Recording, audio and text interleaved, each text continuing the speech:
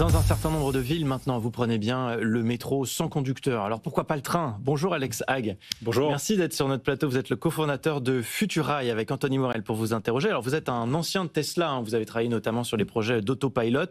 Vous mettez cette technologie au service de nos transports en commun parce que l'objectif désormais, et en tout cas à terme, ça va être de faire circuler des trains sans conducteur du tout. C'est ça, hein? Tout à fait. À terme, c'est l'objectif.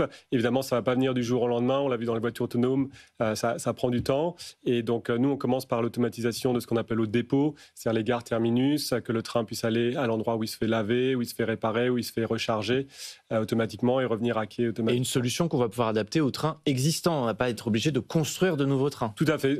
Ça s'adapte aux deux, en rétrofit sur les trains existants et en première monte sur les nouveaux trains.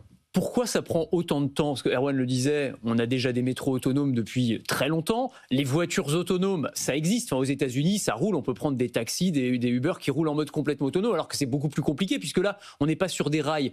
Pourquoi est-ce que le train, il y a un frein particulier? Pourquoi ça ne marche pas? Je ne pense pas qu'il y a de frein particulier. Alors, la grosse différence par rapport au métro autonome, c'est que là, nous, on vise les trains type TER qui roulent en campagne. Vous pouvez avoir une vache sur la voie, un véhicule coincé à un passage à niveau, un arbre tombé, etc.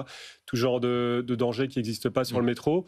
Par rapport à la voiture autonome, d'abord, ça a coûté des dizaines de milliards et ça a pris des dizaines d'années à ce qu'on en arrive où on en est aujourd'hui et ça reste quand même encore confidentiel, même si ça existe. Et ce qui est important, c'est que le produit soit sûr, soit certifié. Et ça prend du temps. On ne veut pas prendre de raccourcis et aller trop vite. Ma question en creux, c'était est-ce que la limite, elle n'est pas syndicale en fait? Est-ce que le frein, c'est pas ça? C'est-à-dire, on sait bien, la SNCF, ça fait des années qu'ils travaillent sur le train autonome. Ils ne communiquent pas énormément dessus. Moi, mon intuition, c'est de dire que finalement, c'est très sensible d'un point de vue syndical de dire finalement, demain, les conducteurs qui font régulièrement grève, en fait, on n'en aura plus besoin, tout simplement. Alors, il y a certes un côté social où il faut communiquer clairement, mais c'est pas que ça. Il y a quand même encore une question technique et de sûreté à résoudre. Dans les autres pays, c'est à peu près le même stade d'avancement. Tout le monde a des projets, mais la technologie n'est pas encore à un point où on peut la certifier, où on peut être suffisamment sûr de soi pour mettre sur un train où il y a des centaines de personnes derrière soi. Sur la sécurité, justement, Alexa, on voit bien la différence avec les métros, les lignes qui sont aujourd'hui automatisées, avec des voies qui sont complètement hermétiques au niveau des quais, c'est-à-dire on ne peut pas marcher sur les voies, heureusement. On ne peut pas faire la même chose avec des trains sur des centaines de kilomètres. Et pour ceux qui nous suivent à la télévision, ils voient ces images de détection. Si jamais l'outil tombe en panne, comment vous faites? Alors, il y a deux genres de panne. Si l'outil tombe en panne et qu'on sait détecter la panne, là, il n'y a pas de problème. On arrête le train et on se met en sécurité. Et c'est un humain qui reprend la main à distance. Effectivement, là où il faut être sûr, c'est qu'il n'y a pas de panne qu'on ne puisse pas détecter. Et c'est pour ça aussi que ça prend du temps, qu'il faut qu'on fasse. Parce qu'on a vu tous ces tests, y compris chez Tesla dans la voiture autonome, de mannequins qui se font écrabouiller parce que la technologie ne l'a pas détecté, parce qu'il y a du brouillard, parce qu'il fait nuit, etc. Ouais. Tout ça, c'est des sujets très sérieux. Voilà, exactement. Ouais. Alors après, il faut savoir aussi que l'humain n'est pas parfait non plus, donc le système n'a pas besoin d'être 100% parfait.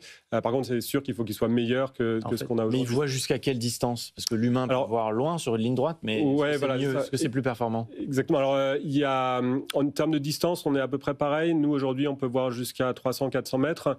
Quand on ira sur des trains plus rapides, il faudra qu'on étende un petit peu cette distance.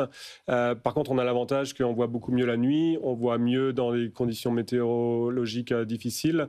Et après, effectivement, il reste des limites naturelles que dans une courbe, ni l'humain, ni nos capteurs ne peuvent voir ce qui est derrière la courbe. Ouais, parce que l'enjeu et la complexité pour le train, c'est qu'un train, ça met longtemps à freiner. Exactement. Par rapport à la voiture, c'est aussi ça la complexité. Exactement, parce que donc vous disiez, de manière générale, c'est plus simple, on est sur des rails, dans un environnement plus structuré. Par contre, les distances de freinage sont plus longues, donc il faut voir plus loin. Et il faut voir aussi avec beaucoup plus de précision, parce qu'il peut y avoir des obstacles type un quai, une entrée de tunnel qui est très près de la voie. Et donc, à 400 mètres, il faut être capable de dire si je vois un obstacle, est-ce qu'il est dans la voie ou pas dans la voie, à quelques dizaines de centimètres près. Il y a un chiffre que vous donnez, alors, qui est frappant pour le coup. Vous dites ça ferait économiser jusqu'à 400 000 € par train et par année. Comment vous arrivez à ce chiffre? Oui, effectivement, c'est un des meilleurs cas d'automatisation. J'ai fait toute ma carrière dans l'automatisation avant en robotique industrielle et c'est un des meilleurs cas parce que le métier de conducteur est un métier très qualifié.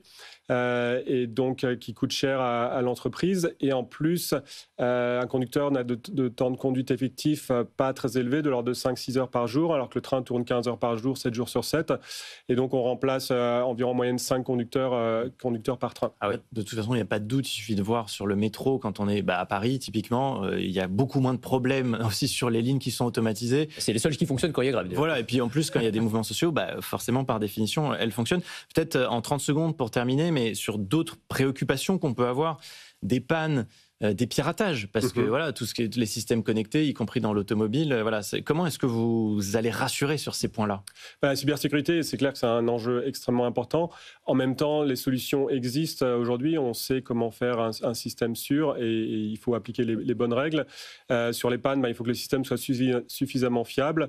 Et après, la possibilité d'un humain qui gère à distance les cas particuliers. Anthony était convaincu avant l'interview. Anthony, je suis encore plus convaincu aujourd'hui. Anthony montera dans Futurail. Merci beaucoup, Alex Hague, cofondateur de cette entreprise, avec nous ce matin dans la French Tech.